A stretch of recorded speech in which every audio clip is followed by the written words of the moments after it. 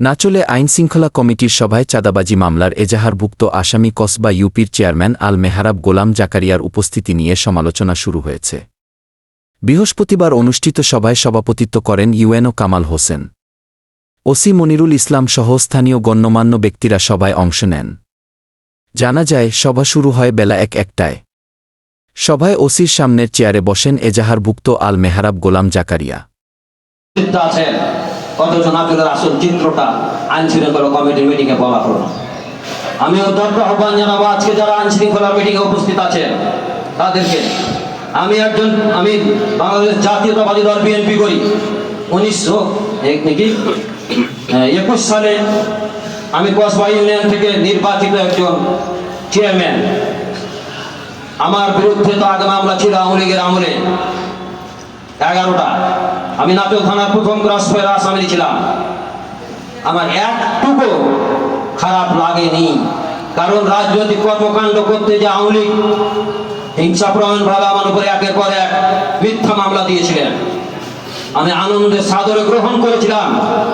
কিন্তু দুঃখের বিষয় হলো সত্য কথা, আজকে ওসি মনির আসার পর ইনি একজন আওয়ামী লীগের র এবং এজেন্ট। উনি প্রমাণ আমি করে দিতে চাই। উনি আসার পর শুধু আমার ওপর না, আমার সামনে বসা শফিকুল চেয়ারম্যান, উনিও কিছু বলেন। ওনার ভাইকে রোজার মাসে মিথ্যা মামলায় একটা আসামি করা হয়েছিল শানপুর ফতেপুরে, সেটিকে উনি ফাইনাল দিয়েছেন। উনি আসার পর একের পর এক মিথ্যা মামলা করে যাচ্ছে। নাচলকেও মগের মূল্যক মনে করছেন। আমি যেটা বলবো সেটাই, এটা হতে পারে না। কারণ নাচল প্রতিবাদের কণ্ঠ, নাচল প্রতিবাদ হয়, অন্যায় বন্ধ হয়, কিন্তু নাচলে মিথ্যা মামলা বন্ধ হয় না। আমি আইন শৃঙ্খলা কমিটির আমার ইউনো মহোদয়ের মাধ্যমে আমি জানাতে চাই, আমি কি অপরাধ করেছিলাম যে আমার উপর মিথ্যা মামলা করা হলো। এর সুবিচার আমি এখনো পাইনি। উনি আজকে আমার বক্তব্য শোনার আগেই ওনার দাপ্তরিক কাজ আছে বলে উনি কেটে পড়লেন। এটি মোটেই আদৌ ঠিক না। কারণ আমি আপনাদের মাধ্যমে জানাতে চাই, একজন চেয়ারম্যানের বিরুদ্ধে আমি শুনেছিলাম যদি মামলা মিথ্যা হতে হয়, কোনো মামলা হলে ইউনো মহোদয়কে জানানো হয়। তা আপনি কি জানতেন স্যার যে আমার নামে মিথ্যা মামলা হচ্ছে কসবা ইউনিয়নের চেয়ারম্যানের সামনে? আপনি জানেন না। আপনাকে 2 দিন পর আমি মোবাইল ফোনে আমি বলেছিলাম, স্যার আমার উপর মিথ্যা মামলা হয়ে গেল। এই ঘটনাটি হচ্ছে সোনামাসনা গ্রামে। তৎকালীন ইউনো মহোদয় নির্বাচন সরকার স্যার আমাকে একদিন ডাকার পর বলে, এই ভদ্র মহিলা দেখছেন এরা দুমা বেটি বসে আছে, আপনি যান সোনামাসনায় জমা সংক্রান্ত বিষয়ে একটু সমস্যার সমাধান করে দেন।